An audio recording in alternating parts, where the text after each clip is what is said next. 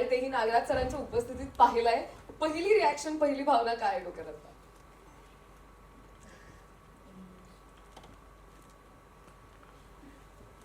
मी खरंच निशब्द आहे. सर्वात आधी तर थँक्यू सो मच, तुम्ही सर्व इथे आलात. आणि thank you so much Shekhar sir, Sanjay sir, मला तुम्ही चान्स दिलात ह्या फिल्मसाठी.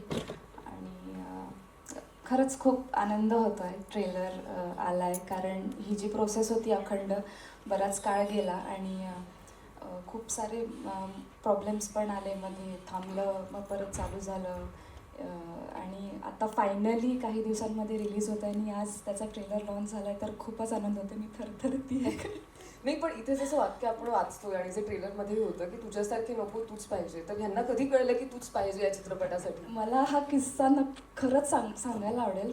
मला जेव्हा ह्याच्या ऑडिशनसाठी बोलवलं होतं, तेव्हा मला वाटलं होतं की मी कुठल्या तरी एका रँडम कॅरेक्टरच्या ऑडिशनसाठी बोलवलं आहे. मग मी गेले आणि तिथं गेल्यानंतर ह्या दोघांचे चेहरे बघितले मी. मला वाटलं काय होत नाही बाबा, आपलं जाऊ घरी. जाऊ आपण घरी. आणि त्यानंतर काही दिवसांनी कॉल आला की तुमची निवड झाली आहे आणि हिरोईनची निवड झाली आहे. तर तो क्षण माझ्यासाठी खरंच खूप महत्त्वाचा होता. मी तो असा हे खूप त्याला असं छान कुरवाळलं त्या क्षणाला की झाले, फायनली माझी निवड ॲज अ लीड ॲक्ट्रेस म्हणून झाली. कारण आपण बऱ्याच जण, सगळेच जण स्वप्न बघतात की आपण यावं, म्हणजे पडद्यावरती यावं आणि ॲज अ हिरोईन यावं. तर खूप आनंद होता या गोष्टीचा आणि खरंच खूप खूप मनापासून धन्यवाद. पण मला पण हा प्रश्न विचारायचा आहे की खरंच तुझ्यासारखी नको तूच पाहिजे, ही निवड तुम्ही कशी काय केली, माझी कशावरनं केली? हो, आणि मला हेही विचारायचं की त्यावेळी नेमका तुम्ही असा चेहरा काय केला होता की तिला एवढी शंका आली की आपलं काही होत नाही ते? हां, म्हणजे please Shekhar sir, Sanjay sir, तू. हो, हा म्हणजे खरंच तुमच्या लीड ऍक्ट्रेसचा प्रश्न आहे तुमच्यासाठी. हिचं ऑडिशन जे आम्ही केलं होतं तर ते आम्हाला आवडलं नव्हतं. आणि ज्या प्रकारचा चेहरा किंवा डोळे ज्या प्रकारचे पाहिजे होते तर ते हिचे करेक्ट होते. आणि मग ऑडिशन बघितल्यानंतर ज्या रिॲक्शन तिला आमच्या बघितल्या होत्या. आणि पण आमचं ठरलं होतं की ही आपल्याला जशी पाहिजे, जे डोळे पाहिजे, तशा प्रकारचा चेहरा पाहिजे तो आहे. आणि फक्त तिची तयारी असली पाहिजे वेळ द्यायची, तर ते आपण करून घेऊ. आणि मग तिला ते सांगितलं, म्हणजे आमच्याकडून तर ओके झालं. फक्त तिच्या चेहरा आणि डोळ्यांवरनं बाकी मग वर्कशॉप आणि हे सगळं होऊन आणि मग फायनली फायनली दिसलेली आहेस. सो एकदा जोरदार टाळ्या तुझ्यासाठी हिच्यासाठी वाजूया. आणि तुझं खूप खूप अभिनंदन, कारण असे मोमेंट्स खूप महत्त्वाचे असतात आय थिंक. आणि दिलेल्या संधीचं सोनं करणं सुद्धा तितकंच महत्त्वाचं आहे. त्यामुळे तू नक्कीच केलं असशील याबद्दल मला पूर्ण विश्वास आहे. संभाजी, तुमच्याकडे यायचंय की हिला तर ऑडिशनमध्ये अशी शाश्वती नव्हती की हिचं सिलेक्शन झालं की नाही. तुम्हाला तरी होते का की ह्यांचे चेहरे बेटर होते का तुमच्या ऑडिशनला? नक्की काय घडलेलं? खरं सांगू, तुम्ही त्यांची परमिशन घ्या बघा, मी जाणार आहे. मला आउटराईट रिजेक्ट केलं होतं. मला भेटायला बोलवलं होतं आणि रिजेक्ट केलं होतं. त्याआधी सगळ्यांचे आभार की तुम्ही इथे आलात, सगळ्या मीडियाकर्मींचे. आणि नागराज सर, तुमचे, यू आर माय हिरो. आमच्या सगळ्यांचे हिरो आहात तुम्ही. एवढ्या लांबून आलात, थँक्स अ लॉट. बऱ्याच गोष्टी आहेत या प्रोसेसच्या. Bhavesh sir, thanks a lot. झीचा मी खूप आभारी आहे की एवढा मोठा मंच दिला. संजयजींचा की त्यांनी हा सिनेमा घडवून आणला, आणि शेखरचा की या पद्धतीच्या गोष्टीमध्ये, कारण मी क्राऊड रोल करायचो पूर्वी. मुंबईत पूर्वी आलेलो त्यावेळी मी क्राऊड रोल करायचो. आणि मग फिल्म सिटीमध्ये बोलवायचे आणि म्हणायचे की इथे थांब. मला वाटायचं की एखादं वाक्य येईल, पण ते काही येत नसेल. आणि मग नंतर कॅरेक्टर रोल्स करत गेलो, मग थिएटर वगैरे वगैरे.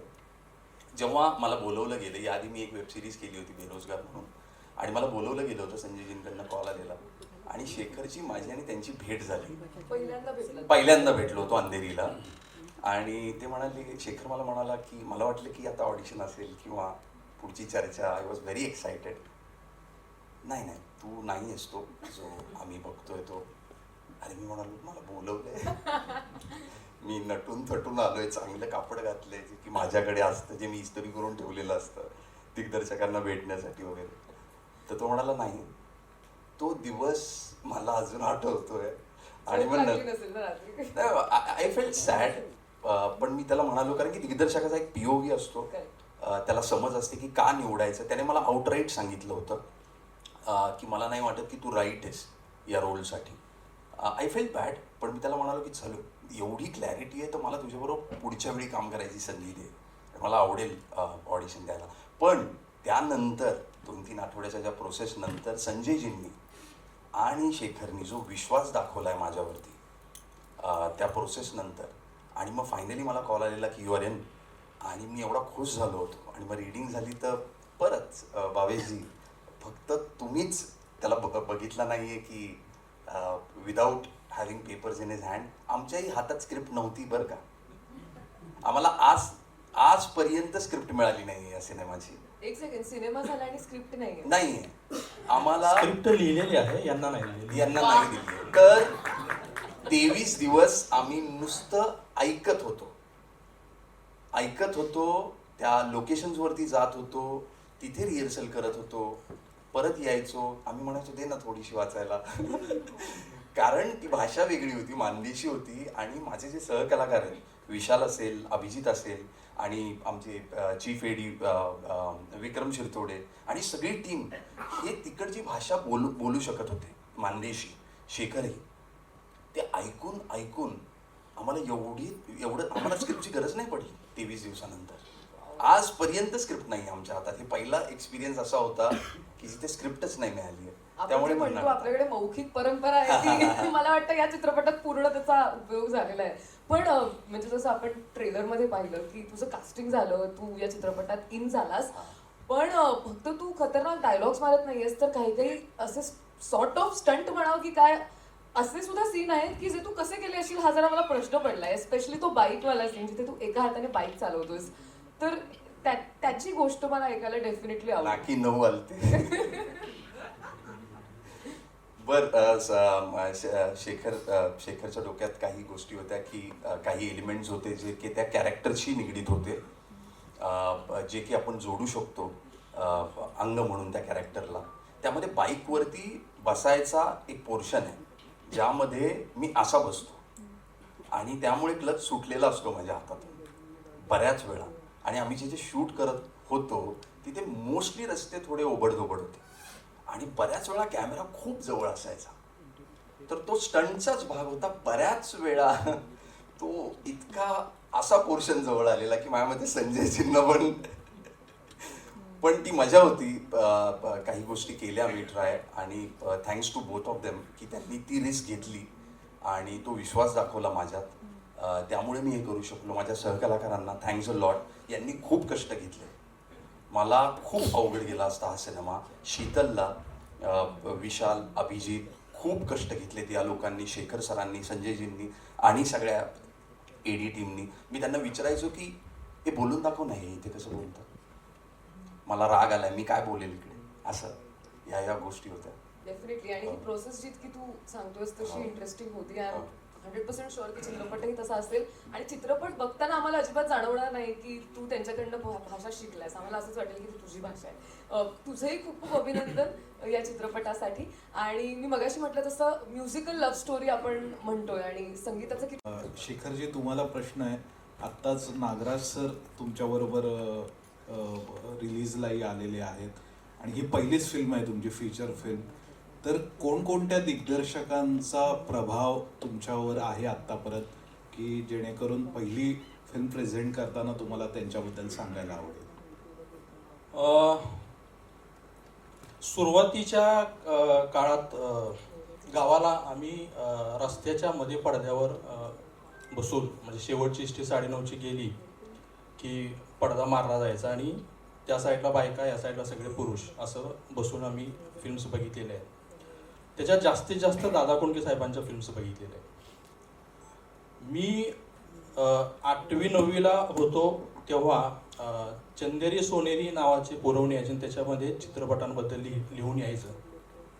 आणि त्याच्यामध्ये दादा कोंडके साहेबांबद्दल किंवा राज कपूर साहेबांबद्दल मी वाचलं होतं की दादा कोंडके साहेबांची 7वी झाली आहे, आणि मग त्यांनी कसं सिनेमामध्ये ते आले, अगोदर वगनाट्य करत होते. आमच्या गावाला जरा तमाशाची चांगली परंपरा, मोठी परंपरा आहे. आणि मग तमाशा म्हणा किंवा ह्या सगळ्या गोष्टी बघून मी ते आमच्या माळीत म्हणजे घरात येऊन ते सगळं करायचो.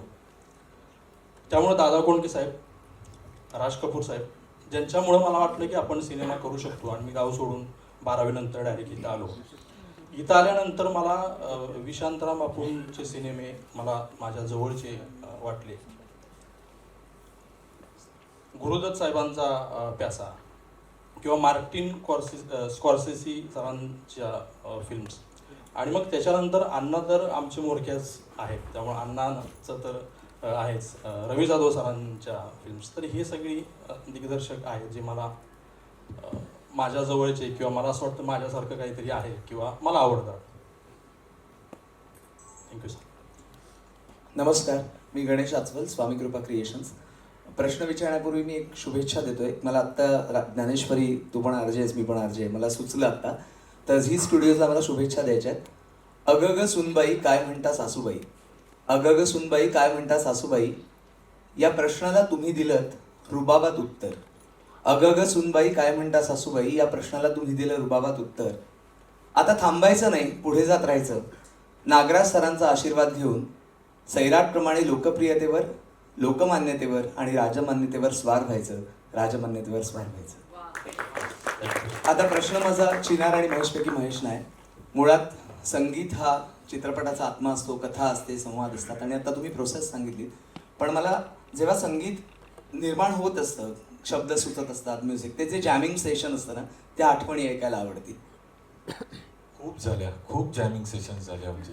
म्हणजे मी तुम्हाला सांगतो की ही फिल्मची अख्खी प्रोसेस आम्हाला खूप टाइमपासची आठवण करून देते. एवढे जॅमिंग सेशन्स आमचे झाले की संजयजी यायचे, बसायचे, शेखर सर यायचे आणि पूर्ण दिवस आम्ही सकाळी 10-11 वाजता रात्री 10 पर्यंत बसायचो. काहीच सुचायचं नाही. कधी कधी काहीतरी सुचायचं, मग ह्याच्यावर काहीतरी लिहूया का, मग गीतकाराला बोलवून किंवा लाईन्स आता कसं तरी, किंवा रुबाब टायटलचं जी हुकलाईन जी तुम्ही ऐकाल जेव्हा रिलीज होईल, ती शेखर सरांनी दिलेली हुकलाईन आहे. तर ती त्यांच्या डोक्यात आलं होतं आणि त्याच्यावरनं ते गाणं डिझाईन झालं. प्रत्येक गाणं असं डिझाईन झालं. आणि मला पर्सनली आम्हाला दोघांना आवडलेली गोष्ट अशी होती की त्यांनी खूप आम्हाला फ्रीडम दिलं की काही प्री नोशन नव्हतं की आम्हाला असं गाणं पाहिजे, असं गाणं. युजली असं असतं की रेफरन्सेस आपण काहीतरी असतात की अशा टाईपचं गाणं. त्यांचं बिलकुल नव्हतं. शेखरजी, संजयजींचं होतं की नाही, हे स्लेट एम्प्टी आहे, अगदी कोरी आहे, तुम्ही त्याच्यावर काहीतरी करा आणि आम्हाला ते कसं वाटतंय ते आपण बघूया. आणि म्हणजे खूप झाले आमचे सेशन्स. पण मग गायक किंवा गायिका सिलेक्ट करताना की या गाण्याला पर्टिक्युलरली मला हा आवाज हवाय, तर हे सिलेक्ट करतानाची जी प्रोसेस आहे की तुम्ही सजेस्ट केलं का सरांकडून आलं होतं? दोन्हीकडनं आलं होतं. म्हणजे एका गाण्याला त्यांनी सजेस्ट केलं होतं की आपण यांना ट्राय करूया का, आणि काही गाण्यांना आम्ही सजेस्ट केलं. जसं रुबाब टायटल सॉन्ग आहे जे मुकुंद सूर्यवंशी म्हणून मी आत्ताच नाव घेतलं होतं. सो तो कधीच तुम्ही असं आम्हाला वाटतं की असा आवाजच नाही ऐकला. पण ही स्टाईल जी आहे ती त्याच्याकडे होती आणि आम्ही त्यांना सजेस्ट केलं की आपण त्याला करूया का, त्याच्याकडनं करूया का. आम्ही ऐकलं, त्याच्या 2-3 वेळा तो आला, 2-3 वेळा त्याने गाणं गायलं आणि ते आवडलं. अख्ख्या टीमला आम्हाला सगळ्यांना आवडलं. तर प्रत्येक गाण्याला वेगवेगळं, काही ठीक त्यांनी काही आम्ही असं. थँक्यू. एक गाण्याबद्दल मी सांगतो. नक्की. जे तिसरं गाणं आता रिलीज होणार आहे, तर ते गाणं आधी त्यांनी केल्यानंतर आम्ही सगळ्यांनी ते गाणं फायनल केलं आणि आम्हाला आवडलं सुद्धा. पण घरी गेल्यानंतर मला झोप येईना की गाणं तर चांगलं आहे पण मला चांगलं वाटत नाही आहे. का जाणे माहीत नाही. पण मी सकाळी पुन्हा गेलो आणि त्यांना सांगितलं स्क्रॅप करूया गाणे. अरे पण काय झालं, आता इतकी मेहनत केली आणि गाणं सगळं आपण रेकॉर्ड केलं, सगळं झालं आहे, सगळं चांगलं आहे, आता का नाही म्हणताय. म्हटलं नाही आवडत हे गाणं. आणि मला असं झालं होतं की आता हे म्हणतील की आम्ही सोडतो फिल्मच. पण महेशजींनी खूप पॉझिटिव्हली घेतलं ते. आणि मला वाटतं पुढच्या 2 ते 3 दिवसातच पुढची एक खूप त्यापेक्षा खूप चांगली ट्यून त्यांनी ऐकवली. आणि पुढचं जे गाणं आता येणार आहे तिसरं, तर ते गाणं ते असेल. Hello, excuse me. नमस्कार, समृद्धी शिंदे फ्रॉम बॉलिवूड टीव्ही. आम्ही जेवढे आपल्या भारतीय इंडस्ट्रीमध्ये सगळ्या भरपूर प्रकारची इंडस्ट्रीज आहेत, बॉलिवूड असो, साऊथ असो. शेखर सर, तुम्हाला विचारायचं होतं की जेव्हा आपण कुठलाही डिरेक्टर जेव्हा कुठली लव्ह स्टोरी बनवतो, मग त्याच्यात काय असे डिरेक्टर आहेत, जसं संदीप रेड्डी वांगा असो या कुठलेही असे मोठे डिरेक्टर असो की ज्यांनी ज्यांचे जो कॅरेक्टर्स आहेत लव्ह स्टोरीचे, त्यांनी काय इन्स्पायर होऊन काय क्रिएट केले. जसं हा जो कॅरेक्टर आहे, जसं संभाजींना घेतलंय, शीतलला घेतलेला असं तुम्ही, ही जी फिक्शनल कॅरेक्टर आहे या काय इन्स्पायर केलं तुम्हाला याच्यात? फिक्शन आहे खरं तर, पण ते असंच नाहीये, ते आजूबाजूचं फिल्ममधलं म्हणजे फिल्ममधून न घेता ते आजूबाजूला, माझ्या आजूबाजूला ज्या घडणाऱ्या घटना आहेत आणि त्या बघितल्यानंतर मला वाटलं की हे कॅरेक्टर आहे, तर ते माझ्या आजूबाजूला अशी कॅरेक्टर्स आहेत आणि ते तिथलं कॅरेक्टर. बिकॉज आता जो संभाजींचं जो कॅरेक्टर आहे त्यात असं फिक्शन असं डायरेक्टली दाखवलंय की जसं तो दारूही पितो, सिगरेटही ओढतो आणि गुटखाही खातो. बिकॉज एवढा मराठी इंडस्ट्रीमध्ये मी तर कधी पाहिलं नाही, सर म्हणून जस्ट असं वाटलं सर विचार. ती गंमत आहे फिल्ममध्ये. Okay, thank you sir. Thank you sir. Thank you. अजून कोणाला आहे का प्रश्न? शेखर सर, तुम्हाला विचारायला आवडेल की जेव्हा चित्रपट बनत असतो तेव्हा एक दिग्दर्शकाचा विजन त्याच्या डोळ्यासमोर क्लिअर असतो, पण दिग्दर्शक सुद्धा अधिक प्रेक्षक असतो. तर प्रेक्षक म्हणून तुम्ही रुबाब या तुमच्या चित्रपटाकडे कशा पद्धतीने बघता? सगळ्यात पहिलं तर दिग्दर्शकाच्या अगोदर मी प्रेक्षक म्हणूनच ती फिल्म कुठलीही बघत असतो की ती मला किती भावते, माझ्यावरती त्याचा किती इम्पॅक्ट होतोय, आणि ती जर मला भावत असेल, माझ्यावर त्याचा इम्पॅक्ट होत असेल, तर ती गोष्ट मी करायला घेतो कुठली. म्हणजे याच्या अगोदर मी शॉर्ट फिल्म्स पण केल्या, त्याही माझ्या आजूबाजूच्या माझ्या बघण्यातल्या गोष्टी होत्या. मला ज्या गोष्टींचं चांगलं वाटलं किंवा मला ज्या गोष्टी वाईट वाटल्या किंवा मला जे काही कळालं तर ते मला वाटलं की लोकांना सांगितलं पाहिजे. तर अशाच गोष्टी मी केलेल्या आहेत आणि रुबाबच्या बाबतीत पण तेच आहे. Thank you. Thank you sir. Hi, hello, नमस्कार. माझं नाव मिताली मोरे. चंदेरी च्विंगम हे माझं चॅनल आहे. माझा प्रश्न, आधी तर खूप खूप अभिनंदन रुबाबसाठी, संपूर्ण टीमला. माझा प्रश्न शेखर सरांसाठी आहे. ही जी आजच्या जनरेशनची लव्ह स्टोरी तुम्ही घेऊन आलात, फिअरलेस लव्ह स्टोरी आहे, सो त्यामध्ये सगळ्यात मोठं चॅलेंज काय होतं तुमच्यासाठी? कास्टिंग खरं तर मोठं चॅलेंज होतं. एकतर ती भाषा, ज्या मानदेशी भाषा आपण म्हणतो त्या तिकडची भाषा येणं आणि ती भाषा बोलणारी सगळी पात्र एकसारखी टोन असली पाहिजे सगळ्यांची, आणि म्हणूनच मग ते स्क्रिप्ट न देणं याचं कारण हे होतं की मग त्याच्यात टोन कसे आणणार ना स्क्रिप्टमध्ये. मग ते ऐकण्यातनं जास्तीत जास्त गोष्टी चांगल्या प्रकारे आपल्याला कळतात असं मला वाटतं. म्हणजे आजीनं, आजोबानं किंवा कोणी पण सांगितलेल्या गोष्टी आपल्याला जास्त चांगल्या लक्षात राहतात किंवा व्हिज्युअलाइज होतात, आणि म्हणून मग ह्या सगळ्यांना ती स्क्रिप्ट दिली नव्हती. आणि ह्या सगळ्या जेवढे पण ॲक्टर आहेत, जेवढे छोटा ॲक्टर असेल तर त्याला पण सगळ्यांना तो सीन पाठ आहे, आणि तो त्यासाठीच होता की ती टोन जी आहे ती सगळ्यांची एक वाटावी, आणि ते सगळ्यात मोठं खरं तर चॅलेंज होतं. आणि त्याच्या अगोदर निर्माता शोध नाही एक मोठंच होतं. म्हणजे ऑल्सो सर, हे तुझ्यासारखी नको, तूच पाहिजे, ह्या मागचा एखादा किस्सा आणि कुठून सुचला आणि हे कसं आलं? म्हणजे ही एक खूप कॉमन लाईन आहे, आपण ऐकतो हे बोलताना, पण त्याला तर तुम्ही एवढं मोठं बनवलंय आणि इट्स अ टॅगलाईन तुमच्या चित्रपटाची, सो ते कुठून आलं, त्यामागचा किस्सा? हे परत तेच आहे, आपल्या आजूबाजूला आहे, आपण रोजच बघतो. प्रत्येकालाच वाटतं की आपल्यासोबत आहे तीच पाहिजे, दुसरी नको, आणि किंवा तिलाही तेच वाटत असतं की तोच हवा. असं नाही की फक्त मुलांनाच वाटतं. आणि हे सगळ्यांच्या जवळचं आहे, म्हणून फिल्मची टॅगलाईन पण खाली की एकाची नाही, अख्ख्या जगाची लव्ह स्टोरी आहे, ही टॅगलाईन आहे त्याची फिल्मची. तर ते आपल्या सगळ्यांचं आहे. Thank you sir. थँक्यू.